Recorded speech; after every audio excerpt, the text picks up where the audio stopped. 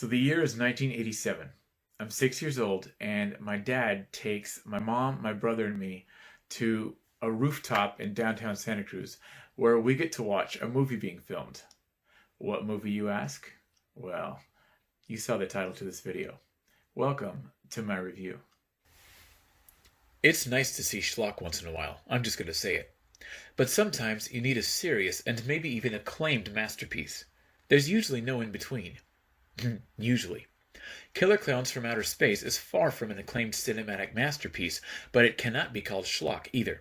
Standard and tacky cliches were present in full form in this movie, but there was something a little too deliberate about them to conclude that the Kyoto brothers didn't know exactly what they were doing here. We begin on the top of the world. Really, it was a makeout point called Top of the World, in which several young couples are making out. The piece is disturbed when out of nowhere, the Terenzi brothers appear in their ice cream truck and try to sell cold stuff to young people who don't want to be cold. They're metaphorically booed off stage and can't even get anywhere with the females they have with them. But just after that, the piece is disturbed again when a big light crosses the sky out of nowhere and then falls from it, not far from Top of the World. Upon closer inspection, we discover that what landed in the woods is a large circus tent. Couple Mike and Debbie go to investigate and quickly find out that things aren't quite what they seem under this big top. After discovering cotton candy cocoons that hide bodies, the couple alerts the police. What ensues is a night of hilarity and a little gore. Let me just say that I can't stress enough how intentional this entire movie seems to be. What I gathered from this movie was that it was lovingly crafted by three brothers who were wildly entertained by the low-budget creature features of the 50s and 60s. Yes, Killer Klowns is considered a B-movie, but it's one of those A-list B-movies, if that makes sense. First of all, Stephen Charles and Edward Kyoto are special effects artists. Therefore, the special effects in this movie were outstanding for the time period.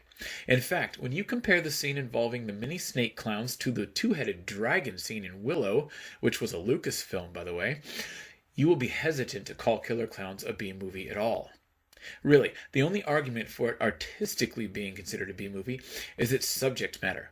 Clowns from outer space invade a sleepy coastal town where they attempt to kill the locals by way of cotton candy cocoons, giant man-eating balloons, pies that dissolve human flesh, and popcorn that produces more clowns. Oh yeah, it is still a B-movie. But that's okay. Perhaps I'm being a cinematic nihilist, but at the end of the day, if you didn't have fun, then you're missing something out of life. Critical acclaim, artistic statement, all hogwash. And film school doesn't make a darn bit of difference either.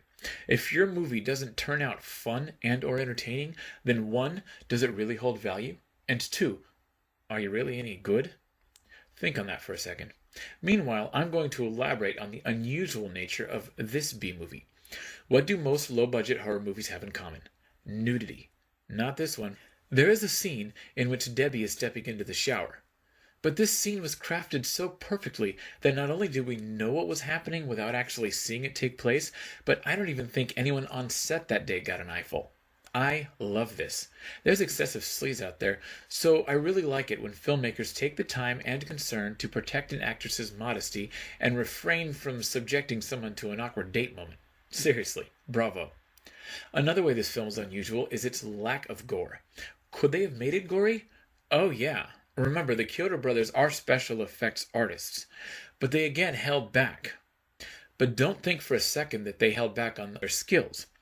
Want to hear my logline for this movie again? Clowns from outer space invade a sleepy coastal town where they attempt to kill the locals by way of cotton candy cocoons, giant man-eating balloons, pies that dissolve human flesh, and popcorn that produces more clowns. It's like they took the standard gore that appears in these types of films and struck it from their itinerary. Then they asked themselves, what can we do that nobody has ever seen before? It was shocking at times, but there was very little blood. I feel about gore the same way I feel about nudity, though not as strong. But don't get me wrong. I'm a twisted mofo. I just think there are way more creative ways to shock and horrify an audience than the standard chainsaw or machete. If that's even what you want to do. This movie was more funny than anything else. I mean, the clowns were nightmare-inducing when I was a kid, and to some adults they still are. But I believe the intention here was to induce laughter more than horrify. And they nailed it. What we have here is a movie that is truly safe for everyone and honestly fun for the whole family. Unless you're afraid of clowns. You poor soul. So I'm eternally grateful that Killer Clowns from Outer Space was my intro into filmmaking. A seed was planted that day so long ago, and it's only flourished. And it's not even fully matured. It may never fully mature. Anyway, like this video and subscribe to my channel. See you next week.